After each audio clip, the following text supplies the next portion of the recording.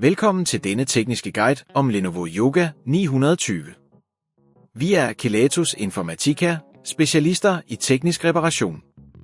Vi henter din enhed hjemme hos dig, udfører en gratis diagnose og sender dig et tilbud, før vi reparerer. Ingen opkald, ingen ture. Vi holder til på Calle Joaquin Maria Lopez, 26, Madrid. Bekvemt, gennemsigtigt og professionelt. Link i beskronerivelsen. Mange brugere oplever, at deres Lenovo Yoga 920 slet ikke tænder. Dette problem kan skyldes flere faktorer, såsom en defekt strømforsyning, et problem med bundkortet eller blot en flad batteri. Hvis dette ikke bliver løst hurtigt, kan det føre til mere alvorlige skader på enheden, som kan være dyre at reparere. For at kunne udføre reparationen, skal du have nogle værktøjer ved hånden. Du skal bruge en lille stjernes kronerugetrækker, en flad S-kronerugetrækker, en plastikåbner, en pincet og et nyt batteri til Lenovo Yoga 920. Først skal vi åbne enheden. Brug den flade S-kronerugetrækker til forsigtigt at løsne de små S-kroneruer, der holder bunden på plads.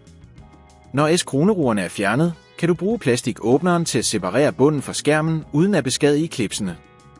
Når enheden er åben, skal vi finde det defekte komponent. I de fleste tilfælde vil det være batteriet eller strømforsyningen, der er problemet. Tjek forbindelserne og se, om der er tegn på skader. For at udskifte batteriet skal du forsigtigt afmontere det fra bundkortet ved at løsne de relevante S-kroneruer og trække stikket ud. Husk at være forsigtig, når du arbejder om krogning de andre komponenter, så du ikke beskadiger dem. Når det gamle batteri er fjernet, kan du installere det nye ved at følge disse trin i omvendt rækkefølge. Sørg for, at S-kroneruerne er stramme, men ikke for stramme, da det kan beskadige gevindene. Tilslut alle kablerne igen og test enheden, inden du lukker den. Hvis det på dette tidspunkt føles for kompliceret, så husk at vi hos Kelatos henter din enhed hjemme og sender den repareret tilbage til dig.